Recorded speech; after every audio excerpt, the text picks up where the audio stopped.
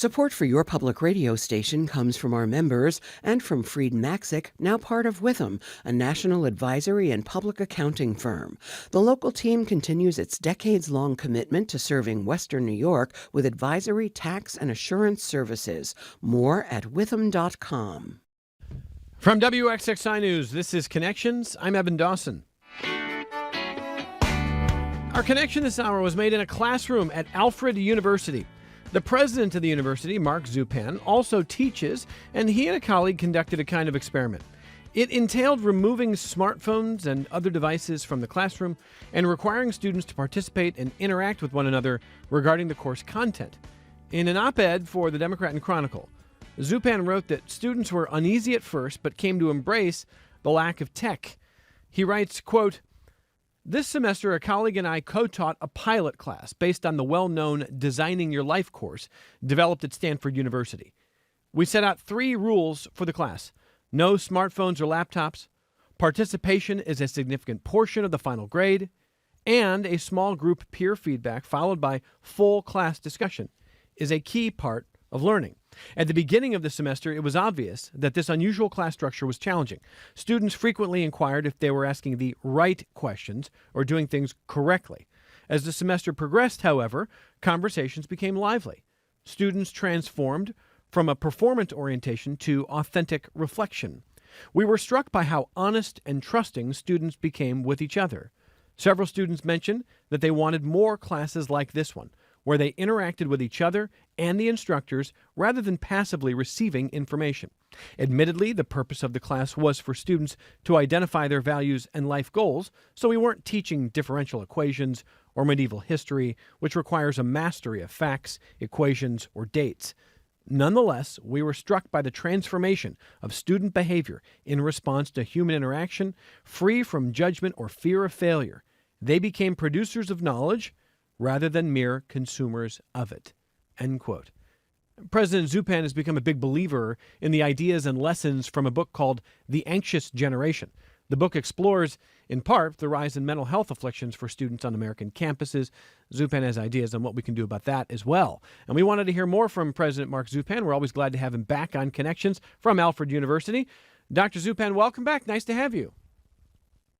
Great to be able to join you again, Evan. Happy holidays to everybody, and thanks for the opportunity. And you as well, Mark. And forgive my ignorance on this. How many of your peers who are presidents of universities or higher ed institutions, do most of you get to teach a little bit here and there still? I've tried to throughout the years because it keeps you grounded. It's fundamentally what we're about. And our chief of staff, Beth Fox, came up with the idea to pattern this course after the most popular course at Stanford University. There's a variant of it at Yale University as well. And we were just tickled pink by how the enrollment continued to grow in the first few weeks, and just how the students came together as the course progressed in their final presentations. They each had to prototype 3 different paths their life could take over the next 5 years. And usually people have to think about stuff like that outside of the classroom on their own time. And so this provided a space for them to do so constructively and with feedback from each other. Once in a while, we hear about K through 12, and especially high schools, doing a life skills course, financial management, the kinds of balancing a checkbook, the kinds of things. I don't know if people write checks anymore. Balancing a checkbook, balancing a budget, doing the kinds of things that are going to make an 18-year-old ready for life no matter what comes. And I think a lot of people find that appropriate. Is this class that you had based on the Designing Your Life course more theoretical, asking students to think, what are these different routes your life could take? How do you get there? What do you actually want out of life? Or is it more sort of tangible, practical skills that they'll take into adulthood? While there was some theory, Evan, it was more on the practical side. And these are questions and shared with the class at the beginning. I didn't really, even though I took philosophy classes in college, didn't really give enough serious thought to what I wanted out of life till I was about 40 years old. And you don't want to wait until that point in time. The earlier you can start thinking about these philosophical questions that have been with humanity for millennia, the better armed you're going to be. And it's better to discover at 20, I don't want to do something, or I want to explore something different. What practical steps could I take if this is one of the prototypes I want to learn more about that my life could take? a course my life could take. And why did you decide to do it? Why did you and a colleague decide to try to do it without technology explicitly? We wanted to promote discussion. This was at the heart of the Stanford experiment with a similar course. And my co-teacher had been an associate dean at Stanford, been overseeing the second year sophomore class, and had seen the magic happen there. And in this, we've heard about safe spaces on college campuses. They're hotly debated because at the core, there's limits on freedom of expression. So in a sense, we wanted to create a very positive safe space. This generation in particular is so exposed to the digital world, some advantages, but also some important disadvantages. That what it can suck out of you, though, is the ability to build human connections and bonds. And so we wanted to maximize the opportunity for forming those human connections and fostering that creative thought in the group. Now, I don't want to paint a picture that says before the smartphone came out, every classroom everywhere was a hive of great discussion and interaction. I mean, there's a reason that Ben Stein's teacher performance in Ferris Bueller's Day Off rings so true to so many people. I get it. Not everybody wanted to participate in every discussion in high school and college, but I do wonder if you've seen, President Zupan, a significant change in a generation in just the way students behave in class because of technology. Greater anxiety, and also, and this is what Haidt documents in his book, The Anxious Generation.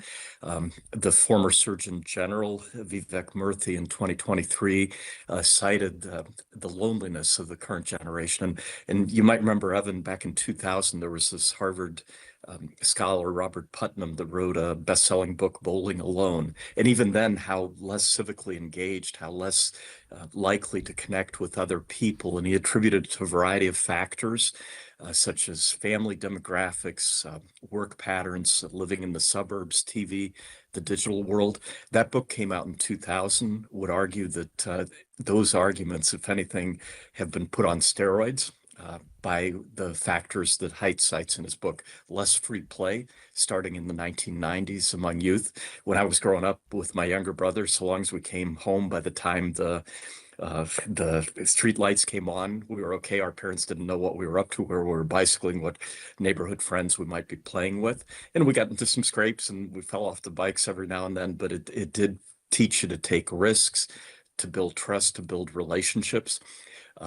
That's now changed to much more curated play, supervised, less opportunity for creativity, trust building. And then you couple that with the advent of the smartphones. So while we're restricting kids, and nowadays 70% of parents cite that the key reason they get smartphones for their kids is so they can track them. And younger folks that I know with kids, how quickly they know where their kids are. That wouldn't have been possible when my brother and I were growing up. And the Wild West that we've exposed kids to in the digital world, while we, as parents, we've been restricting the amount of free play, that's created a pretty potent combination, not always for the good, that Haidt cites, and as being key reasons why this generation's more anxious. And there's a study by Harvard that's been conducted. It's the longest study on human happiness. It started in 1938. They've been consistently interviewing individuals, roughly 1,000 individuals since that time. And the fascinating thing that they find in this study, it's not the absence of challenges that leads to happiness. So the folks that report being happier don't have a lower rate of divorce, don't have a lower rate of illness in the family, job loss. What they do have, though, is stronger relationships. So those human bonds that connect us to other people help us navigate the challenges that naturally come all of our ways. And so that's something that has been diminishing, and not all to the good. In a moment, we're going to talk with my guest, the president of Alfred University, Dr. Mark Zupan, about this class that he and a colleague taught this semester and exactly what he heard from students as the class went along without technology, asking students to participate more, requiring them to participate more, and how they felt about that. I mean, I really think it's instructive, and we're going to hear specifically about that in a moment. I want to stay on this thread of the bigger picture about why, because I think it's important. And you know, Mark, there's one thing that I had a conversation this weekend with a teenage, a nephew of mine who was talking about tech, and I said, like, similar to how you are approaching your class, I talked about why I was worried about the corrosive effect of technology, and my nephew was saying, it's not going to work if your generation just tells us, get off my lawn. And I thought about it, and I thought, that is definitely true. It is true that every generation thinks the previous generation looks down on changes in culture, changes in norms, behavior. I get it. So I reframed it. I said, look, what I think is bad for you is not just bad for you. I think it's bad for me. I think it's bad for my parents. I think it's bad for all of us. So it's not that we're telling you we've got it figured out and we want you to stop doing it. We're trying to get ourselves to break bad habits too, and I think it's society-wide. And I wonder if you feel that way with students, or do you get pushback who think that you're just, the old man yelling at clouds here? Yeah, and you have to figure out a way to teach and to educate and to outline a potential better way for all of us concerned, and then to put into practice what you're trying to promote. And so there are ways without preaching to folks, and that the class really allowed us in a very gentle way to expose people to a different model. There was a New York Times opinion piece just this past Friday by somebody who's been teaching summer session at Yale and regularly takes students to France in small groups since 2014. And since 2017, she's basically implemented a digital ban where people turn in their smartphones and digital devices, and had a very similar outcome to what we had in the class, the Designing Your Life class, where there was some trepidation initially, some uncertainty. How do I step out into this world where I have to contribute more to the dialogue? But she's found people end up being more engaged. It's a livelier experience. It's a more impactful experience. And so colleges also have the opportunity. There are now 20 states and territories that have implemented bell-to-bell bans, and Right. studies Yep. that have been done to date, like the National Bureau of Economic Research, show gains in academic achievement where these bans are in place. New York State recently joined this bandwagon. Mary Gail, my significant other, and I were speaking with some friends recently. One of the friends teaches at Harley, in the private school in the area. They've implemented a similar bell-to-bell ban this year, and what she reported is initially there was some pushback. Will I be able to reach my parents? Will they be able to reach me if I don't have my phone? And then as the semester's gone along, what she reported is the conversations at lunchtime are much livelier, and academic achievement has been improved. And so it's really colleges finding ways to basically create these safe spaces, whether they're activities, time periods, spaces where people can develop human bonds. And there was another op-ed piece in the New York Times last week by Eric Anisich, who teaches at the USC Marshall School of Business, and it also brought back memories when COVID hit in March 2020. We quickly pivoted to Zoom. And we learned, you could basically connect with everybody from anywhere. And yet the biggest takeaway we had very quickly was the new norm had a lot to be desired from the old norm.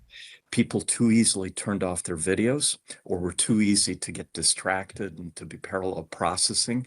So the impactfulness of what happened in a particular classroom setting by Zoom, academic achievement, the quality of the output suffered. And this latest generation apparently has a term called rotting. I hadn't run across this. That basically how your brain rots if you're just too compulsively trying to always look at things on the smartphone, because it saps your creativity, it saps your ability to stay attuned to a particular activity. Well, and the part about this that I find a little confusing, we've had some debate among, I would say, experts, people who work in child development. There's a lot of support for bell-to-bell bans, especially K-12. And I take the point that colleges and universities can set their own policies. It's a little different than being in one collected building, but we're seeing more of what you're talking about. And yet I hear from some experts, some in child development, who say, look, this tech is going to be with us. And just making it a forbidden fruit makes kids want to just run home and use it all night. And instead, we should be teaching moderation. We should be teaching how to use it well.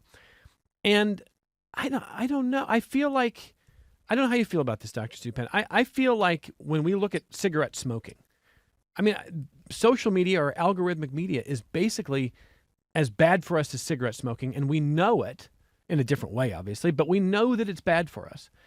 And we didn't just shrug when 40% of Americans in the 1960s were smoking.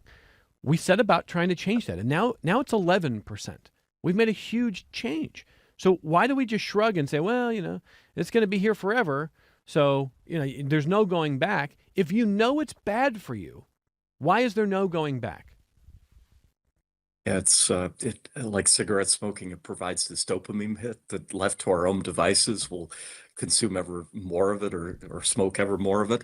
And so again, that's the power of education. And really hats off to Jonathan Haidt, who's been on this crusade now for several years of outlining. And it does make you wonder about the longer run impacts. The percentage, for example, he documents of high school seniors who report not having sex, not learning how to drive, not drinking.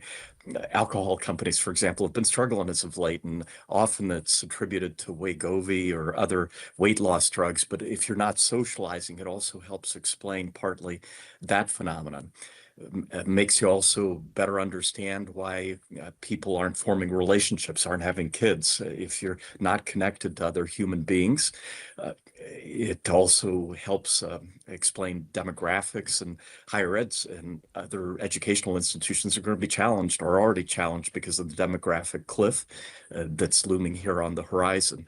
And then you wonder too about political dysfunction when we're just used to now getting fed viewpoints that mirror our own, the ability to encounter, to debate in a constructive way people with different viewpoints from our own, what that means for civic engagement, for the healthiness of our political system, and some of the things we look at in the DC area. So the importance of weighing all those things and what can we do to be better as individuals as well as society, they're important questions for us to address. A few years ago, Free Press culture writer Kat Rosenfield wrote a piece about how young adults are having the least amount of sex that any generation's had on record. And a lot of the reason is there's this idea that relationships, dating, and sex come with risk, and risk is bad. Risk is something to be avoided.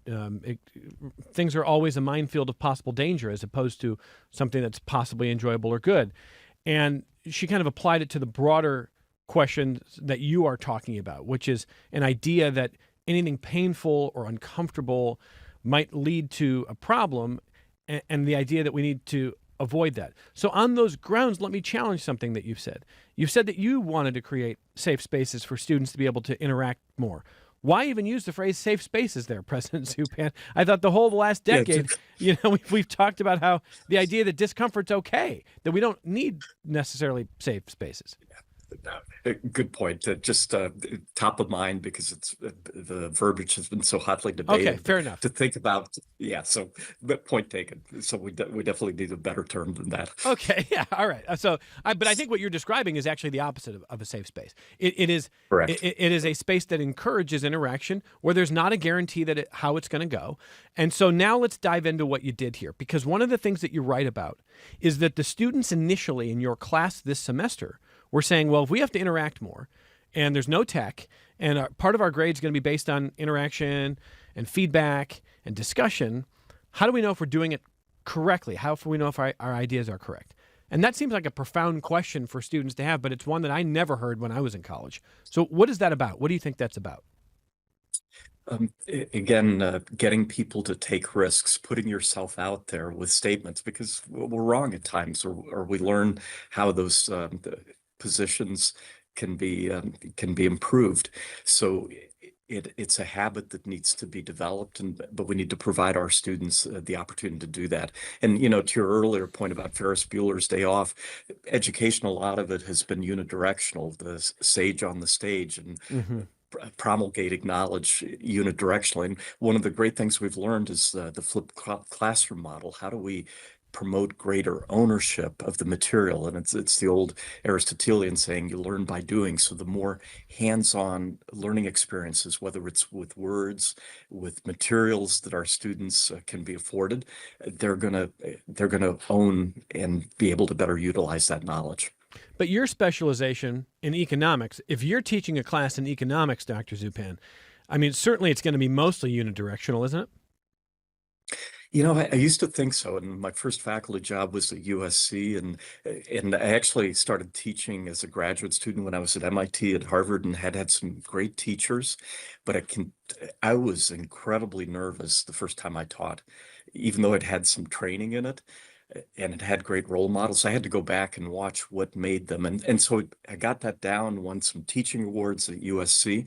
And then I had a colleague at Dartmouth who everything they teach there is by the case study method. And I didn't think you could teach economics by the case study method. So I decided to take a semester where I'd fly back there and co-teach with him. And again, after about 10 years of successful teaching, was nervous all over again. There, if you talk too much, the students felt like you'd let them down. And even where you positioned yourself so you didn't get in the line of sight between two students. So it was like putting together a play that you learned that there was a real art and it could be taught. And it was an eye-opening experience. So, and people own the material more, and will forever be grateful for that opportunity to learn it. And you're right, most economics still tends to be unidirectional. Well, one of the echoes in your piece to a recent conversation came in that concern that students have about, well, if I have to do more discussion, like, how do I know if I'm correct? How do I know if I'm doing this right? It had an echo of a conversation we had a couple weeks ago with a professor from a school in Texas, Angelo State, I think, in Texas. And the professor, not to entrap students, but to learn for himself how many students were using ChatGPT to write their papers, he put a little Trojan horse prompt in his instructions for an essay as a way of seeing if students were simply just copy pasting into ChatGPT. And the answer was, out of 120 students, almost 40% were essentially cheating and doing exactly that. But he didn't do it to fail them. He actually had really, I thought, interesting conversations with them about why, and a chance to talk about why he thought that wasn't useful for them in their development as people. And a lot of the students told him, well, I wanted it to be good. The implication being that I don't think that I can compete with AI. I don't think I can do it well. And I think I just want it to be good. I want a good grade. I want it to be good. When a student says, well, how do I know if it's going to be correct?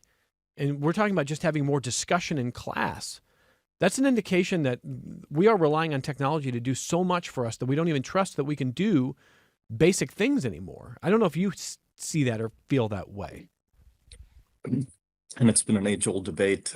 Listened to a podcast recently where apparently Plato in ancient Greek times was very skeptical about the written word, because rhetoric was the way that you communicated ideas in his time, and how much would be diminished. And there were probably similar when monks were copying manuscripts, or when Gutenberg came along with printing, the fear that it would be too much of a shortcut, it'd be too easy to cheat to have access to a crutch. So age-old debates, but finding ways that fostering human creativity and connection, and that's something Eric Anisich in his New York Times piece, what colleges still are really good at providing is the opportunity to get to know people from different backgrounds, different aspirations, build those human bonds. We're uniquely positioned if we can lean into that.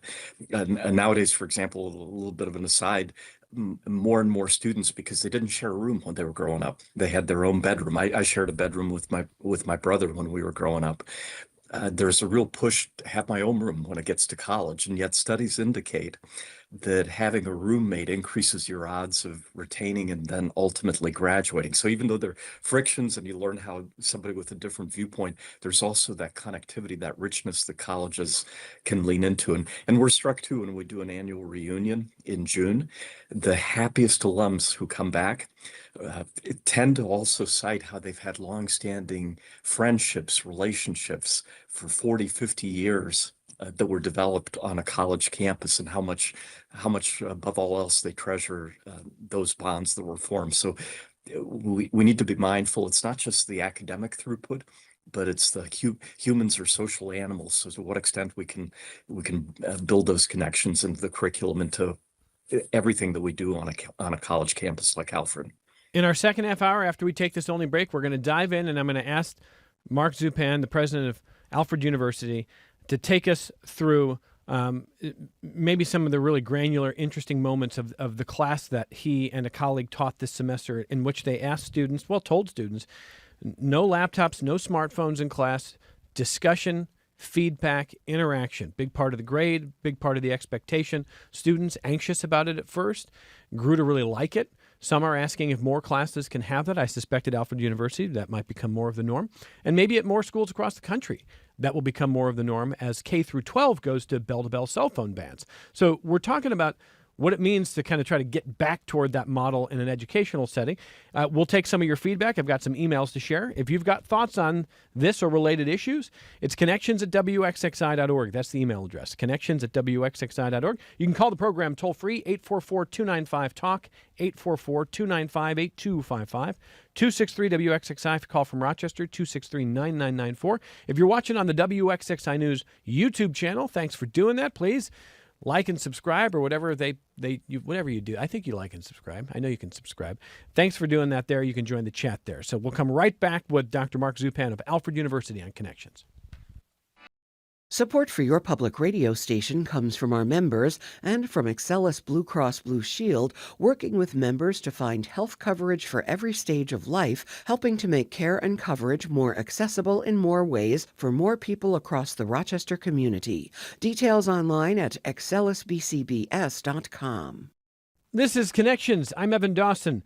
CY emails to say, Evan, it seems to me the real test of success for this would be if it inspired students to forego technology to the same degree on their own in other courses, i.e. take notes by hand. Don't use a smart device in the classroom unless it's absolutely required by the coursework.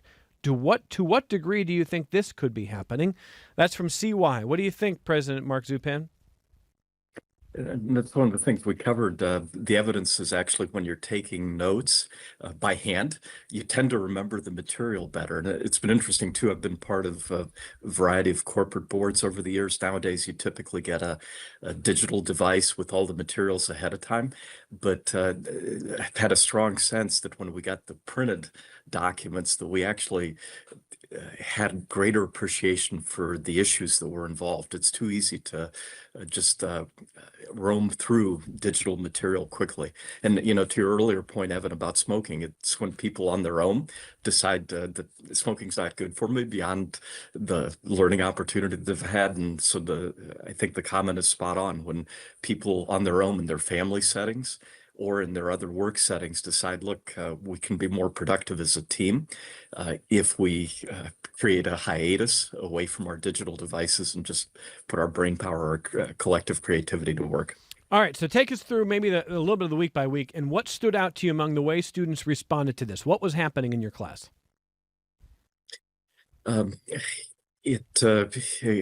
initially some skepticism, am I doing the correct thing? And when after being at USC, we moved to Tucson, Arizona, and had two young sons at the time. And one of the schools we looked at, a public school in the area, what struck us to an earlier comment of yours is people weren't allowed to use the outdoor play area, the gym equipment, the jungle gym, the stuff that my brother and I, when we were growing up, and we got into some scrapes, we had some falls, but there was a sign that basically this is too dangerous and we don't want to be responsible for what may happen.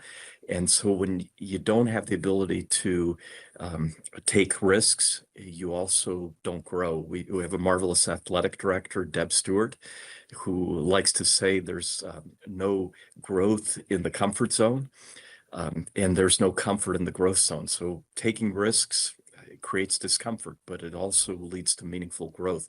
And same thing, epidemiologists find that when we're exposed to different pathogens, it builds hardiness. And then when you're too protective, you actually become more vulnerable.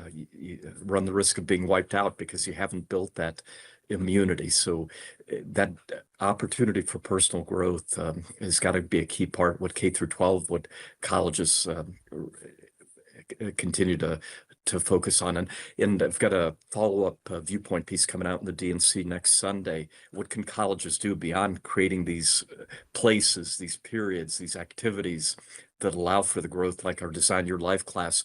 Argue that there are three other things. First and foremost, leaning into connections, curating those particular opportunities, whether it's with faculty, staff, with fellow students. A study done by Peter Felton and Leo Lambert, who wrote this book in 2023, Connections Are Everything, subtitles A College Student's Guide to Relationship-Rich Education. And they cite a study back in 2018 of several thousand students nationally, that when you had just one or two mentors that you developed in college, you are at least twice as likely to say it was a valuable experience for you than when you had no such connection that developed. And if you had 7+, it was you're 3 times as likely to say it's very rewarding. So fostering those connections while our students are with us on campus. Number 2, experiential learning. Those also provide opportunities for hands-on development, whether it's in teams, whether it's with a faculty mentor. And a third is nature. We're blessed with a rural setting. Thanks to philanthropic support, we're building out Saxon Hill, which will add athletic teams, intramural recreational opportunities. Studies indicate that just a few minutes a day being out in nature also has a wonderful ability to promote mental health and wellness. And I guess an example that comes to mind too is Amish children are rated significantly happier than the average child nowadays in the United States, and That's interesting. significantly better mental health and well-being. And when you think about what makes that outcome possible, it's those three characteristics. They're much more into connecting with family and with friends. They're much more connected to nature, to animals, and much more into hands-on skill development. So it's a small example, but it's something I think colleges and K-12 institutions can take to heart, and all of us can take to heart as to how do we become happier and more successful as individuals. All right, let me grab a phone call. Courtney in Rochester. Hey, Courtney, go ahead. Hi there. I'm listening to the conversation, and it's wonderful as always. The thing that struck me, however, and I also love the idea of the Aristotelian principle that certainly the more difficult something is, that you begin to learn.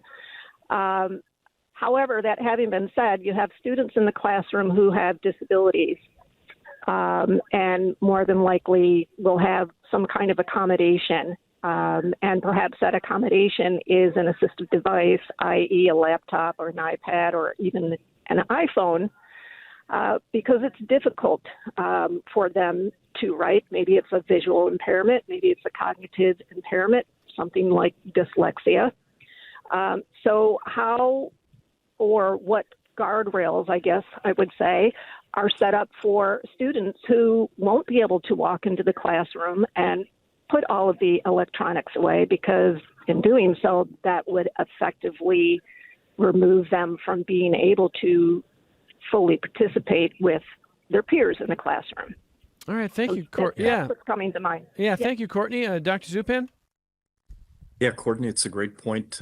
We didn't have that challenge with the class we taught this past semester, but how to accommodate, had we had a student express an interest in making sure it was accessible to them, just being thoughtful of technology can also assist, and then how do you justify, why are we doing this for this student and not for that student? We think we would have been able to make the argument and successfully, but your point's well taken that there are cases where promoting accessibility, the technology plays a very positive role.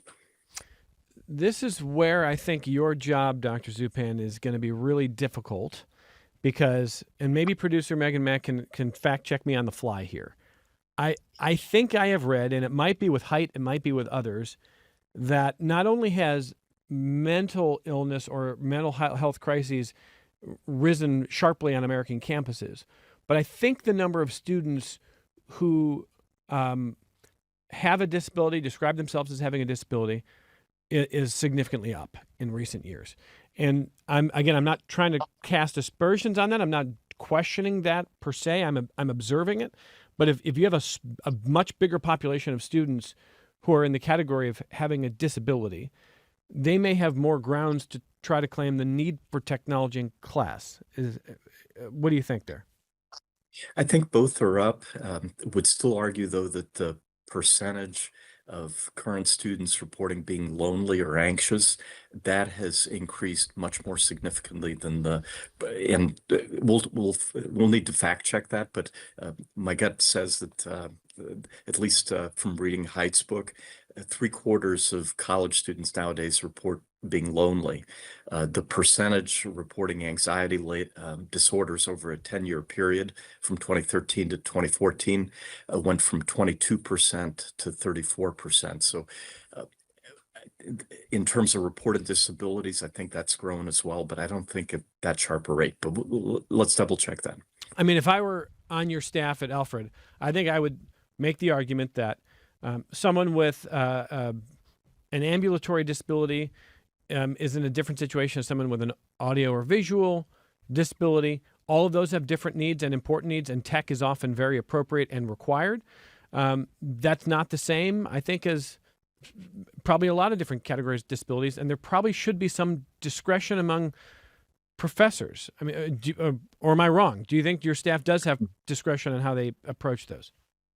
They do, and we have a Center for Academic Success specifically focused on making sure we remain accessible, notwithstanding any challenges that a student may face physically or learning-wise. So. Okay. Courtney, as always, a good point, and I appreciate that. Roy emails to say, Evan, I've been a college professor for 43 years now.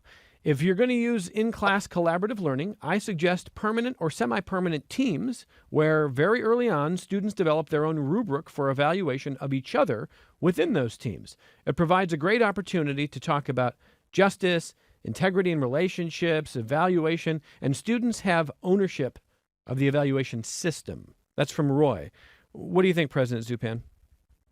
We actually use that to a certain extent. We would scramble the groups at 2, 3, 4 when they were working on their different prototypes or different assignments so that they could basically critique each other.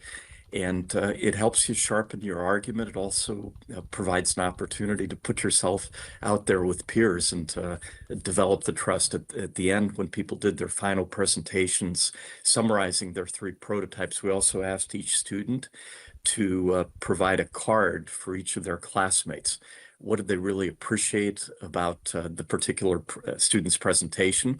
And what one question would they have, or what opportunity for improvement did they see and that they would recommend to their fellow student? And we were struck both by the thoughtfulness of what they wrote on their cards, and then also the questions they asked during the presentation, the depth of the questions for somebody that's a 19, 20, 21-year-old that you would normally associate with a 40 or 50-year-old. So that was another area we saw growth in as the class developed. And one of the heartening things too, Evan, toward the end is how many students we've had, are you going to offer this course again next semester? Because I've got classmates that have heard about this and would like to take it, or are you going to offer it in next fall? So we're hoping to provide that opportunity based on how this pilot ran. And in our mission at Alfred, we recently condensed to 5 words, helping students realize their purpose.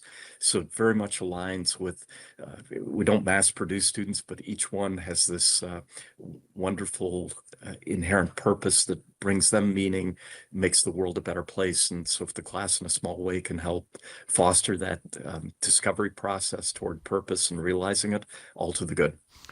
Let me also ask you about what you expect out of students. What is reasonable to expect out of students who may have different dispositions toward, well, really just extroversion and introversion. I was talking to a relative this past weekend who probably throughout his lifetime, people would have assumed that he is an extrovert. Because when he's in his element with work or with volunteering, I mean, people thought he was like the mayor. But he is absolutely an introvert. And in retirement now, he is really struggling to interact. Sits at dinner, doesn't say anything, lets other people talk, doesn't enter the conversation, and says basically, well, everyone else was talking. Why did you need me to talk? And this has surprised some people who only knew him in certain elements. And so I bring up this example because I think there's a difference between an introvert who is working hard in class, doesn't naturally want to just jump into the fray and talk or stand in front of a class or opine out loud, but wants to do the work and wants to engage in the way that is best for them, versus I think we're becoming learned habits of non-interaction. And by that, I mean young people who can't make eye contact because they're always their eyes are always down on a phone, people who are not used to speaking at length to anyone, people who don't even really know how to shake hands and make eye contact. I think there's a difference. How do you evaluate that, and how do you handle introversion in class where you're saying everyone needs to participate? That was part of the class, and of all the institutions I've been part of, Evan, Alfred has the highest percentage of introverts of any of them. Really? But partly, I think partly because we have an engineering school. Engineers can be introverted. Oh, Art wow. and design folks, we draw a lot from rural settings. Students that grow up in rural settings tend to be more introverted. It may not be apparent from this interview or the interactions you and I've had, but I'm an introvert by nature. When I went to a professional development opportunity, they said, basically you're an introvert at heart.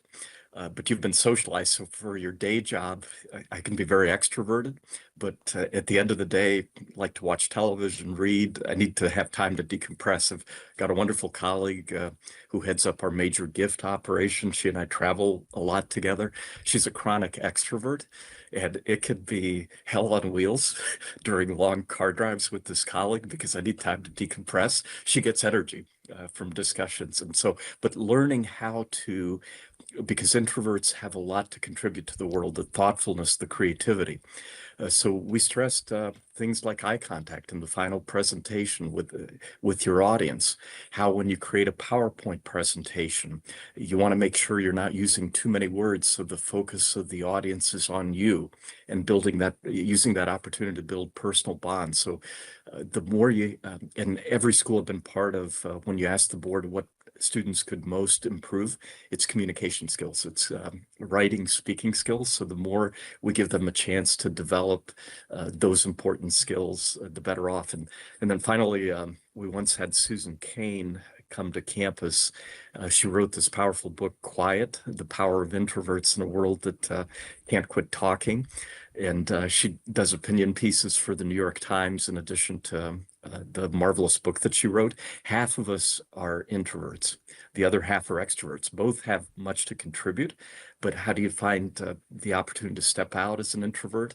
And for extroverts, how do you learn when you're part of a team, not just occupy more than 1/n of the airspace if there are n people in the group, because you want to learn from the other people in the team. And so some of those lessons, what you can do as both an extrovert and introvert, we're part of the class as well. And Susan Cain, when she came to talk, she said, I'm an introvert myself, and my curse in life is now my book's so popular, all I have to do is go out and give talks, which at the end of the day, so. And I don't, sort of mean to make light when I talk about, from my perspective, the kind of idea of a learned habit of not interacting, or learned introversion. I understand that extroversion is gaining energy from being in groups, and introversion is getting sapped by that. Doesn't mean that you don't do it. Doesn't mean that you can't do it. It's just, where do we draw our energy from, and what drains our energy? I'm just concerned, President Zupan, that we are learning habits because of technology about being sort of not very fluent in social interaction, whether you are an extrovert or an introvert. I don't know if that will make people, I don't know if that can make more people introverts. I just don't know. I mean, like, I think if you're a college professor, some of it is just kind of reestablishing the baseline expectations for how you interact. And it's weird to say that, but if students are not used to it, then it's almost like learning a social skill that they didn't have, right? Spot on. And there's something in higher ed called the Chicago Principles. They were the pride point for a former president at the University of Chicago. And he passed away a couple of years ago. And what they focus on is freedom of expression. And then there's a debate among college presidents, other administrators. Do you believe in the Chicago Principles? Do you ascribe to them or not? We believe at Alfred that the freedom of expression is important. It's part of the Bill of Rights. But if you're just focused on expressing yourself, you're playing way too small a game. That inclusivity. So a lot of what happens in college is also learning how to listen to other people and learn from them, to work together. And so how do you create opportunities like the Design Your Life class? And another thing we instituted 8 years ago is something called Common Ground. So for all of our first year new undergraduate students, we scramble them on any dimension we can think of: rural, urban background, major, co-curricular activity, athletics, race, ethnicity, gender. And there are two objectives for this course. Number one, how do you better appreciate the different backgrounds, the viewpoints that you bring to Alfred University? And number two, what common values are you going to live by as a citizen of this campus? And it's another very similar, how do you promote dialogue so that you can better work with other people? And college should be the place where that happens. And this came out, I was talking to my younger son a while back, and he'd gone to Northwestern, and they had a similar facilitated dialogue. And I've had the chance to facilitate the Common Ground course several years. There was voluntary, and he remarked that you end up too much preaching to the choir, just like when you're on social media nowadays, you tend to get fed your viewpoint back because people that produce the social media realize that you're more likely to return to their site.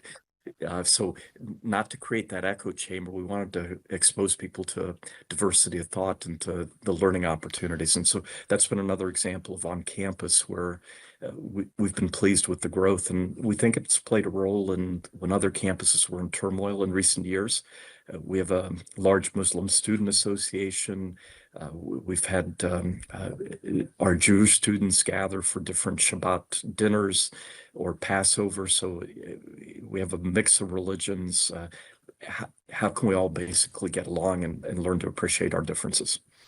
Well, a couple more comments from the audience. Tom says, what a great hour. Wish I had taken a class with him. Tom, you still can. You're never too old to kind of go back and learn. Send me an email, Tom, and we'll get you an application. And John, related to what you were just saying, President Zupan, John's just asking, are students getting worse at defending their ideas because they're not used to being challenged? If you live in an echo chamber and everybody just agrees with you, the school I went to graduate school, I tend to be conservative economically, liberal on social issues. A lot of my teachers and fellow students were more left of center.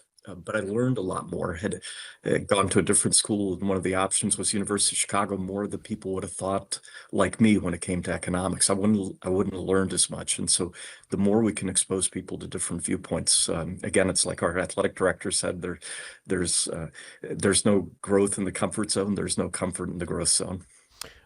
Before we let you go, then, a couple other things, and maybe we'll look forward to your next piece that's coming out in the Democrat and Chronicle.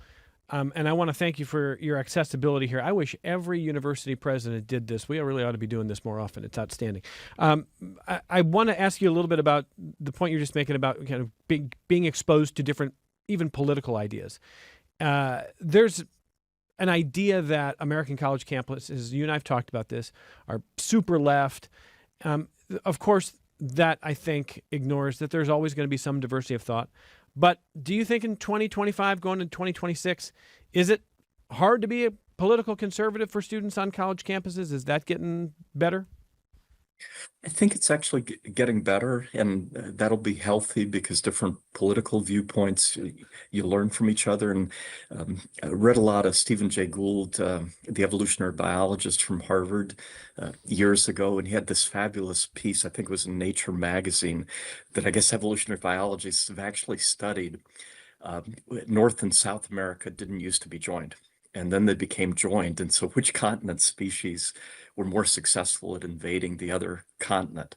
And it turns out the North did better going south than the South did North. And what they attributed to is there was greater variety.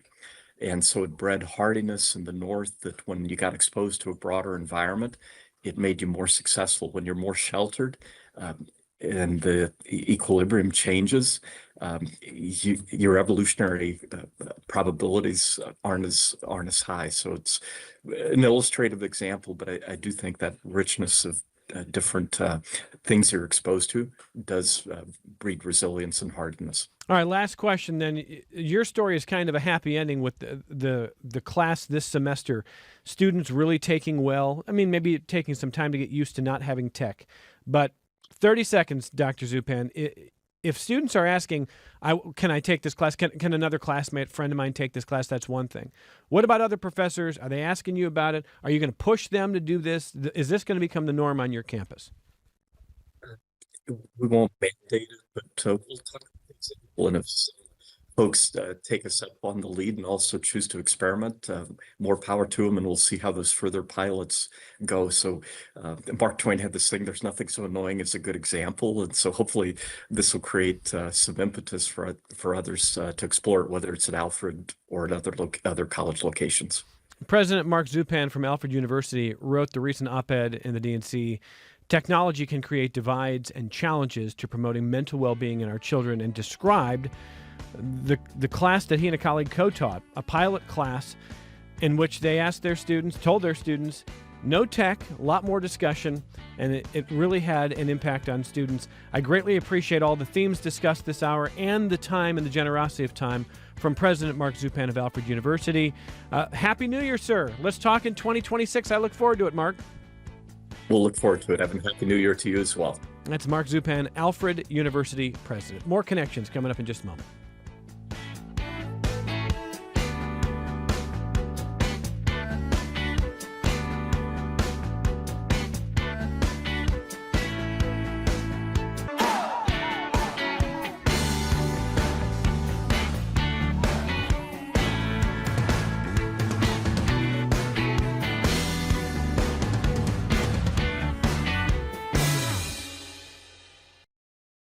This program is a production of WXXI Public Radio.